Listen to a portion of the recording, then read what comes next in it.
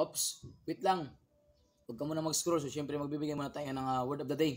At pag-usapan natin itong tinatawag nating illegal detention, no? Sa ating revised penal code. Ang illegal detention ay generic sense po yan, no?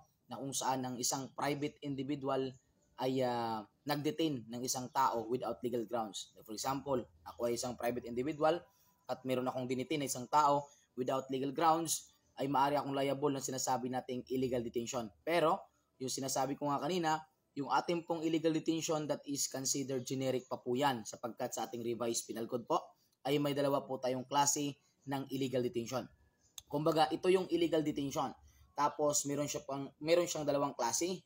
Unang-una yung tinatawag nating serious illegal detention, saka yung pangalawa naman yung slight illegal detention. Okay? Ang ating pong serious illegal detention ay makikita natin yan under ng Article 267 of Revised Penal Code, Article 267 of Revised Penal Code. At yung ating naman pong slight illegal detention, that is under Article 268 of Revised Penal Code. Article 268 of Revised Penal Code. Okay?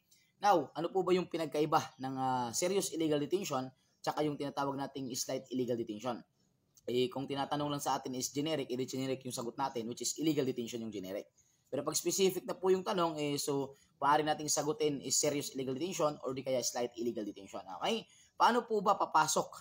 Ano po ba yung mga dapat na nangyari para papasok sa ating serious illegal detention under ng Article 267 of Revised Penal Code? Unang-una po, ang serious illegal detention kapag ikaw ay private individual at nag-detain ka po una, ang dinitin mo ay minor without legal grounds, that is considered serious illegal detention. Pangalawa, kapag po ay woman, kapag po ay babae, liable din po tayo dyan sa serious illegal detention. Kapag naman po ay public officer ang dinitin natin, that is considered pasok pa din po sa serious illegal detention. Pero, paano naman po kung hindi minor, hindi babae, at hindi naman public officer?